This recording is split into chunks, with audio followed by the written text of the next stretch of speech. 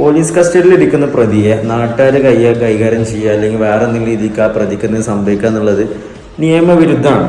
പക്ഷേ ഇവൻ്റെ കാര്യത്തിൽ നമ്മളൊക്കെ ശരീരത്തിൽ നല്ല പ്യുവർ ബ്ലഡ് ആയതുകൊണ്ട്, നല്ല ചുവന്ന ചോര ആയതുകൊണ്ട് ഇവൻ്റെയൊക്കെ തല അടിച്ച് പൊട്ടിച്ചിട്ടില്ലെങ്കിൽ വേറെ പറയേണ്ടുള്ളൂ. സോ വളരെ ഹാപ്പി. ആ നാട്ടുകാർക്ക് ബിഗ് ബിഗ് ബിഗ് സല്യൂട്ട്. മുമ്പത്തെ ഭാര്യനെ ഉപദ്രവിച്ച കേസൊക്കെ ഉണ്ട്. ആ പെണ്ണെന്തര 13-14 മാസത്തെ കോമയെ കിടന്നിട്ടുണ്ട്, 2 ചെവിക്കലടിച്ച് പൊട്ടിച്ചിട്ട്. അത് കഴിഞ്ഞിട്ടാണ് ഇവൻ കാമം മൂത്തിട്ട് വേറെ പെണ്ണിൻ്റെ കൂടെ പോയത്.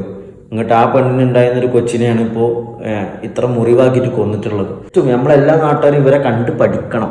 ശരിക്കും റോങ് മെസ്സേജാണ്, പക്ഷേ ഇങ്ങനെയുള്ളവർക്ക് കിട്ടിത്തുടങ്ങണം. കാരണം നമ്മളെ നിയമം അത് മാറണം. അതിനിപ്പോൾ ഏത് ആൾക്കാർ ഭരണത്ത് വന്നാലും എനിക്ക് എല്ലാ ഭരിക്കുന്ന എല്ലാ പാർട്ടിക്കാരും ഒറ്റ കാര്യം പറയാനുള്ളൂ. നമ്മൾ പണ്ടത്തെ ആ ഒരു നിയമം വെച്ച് നോക്കിയിട്ട് ഒരിക്കലും നമ്മളെ നാട് നന്നാവാൻ പോകുന്നില്ല.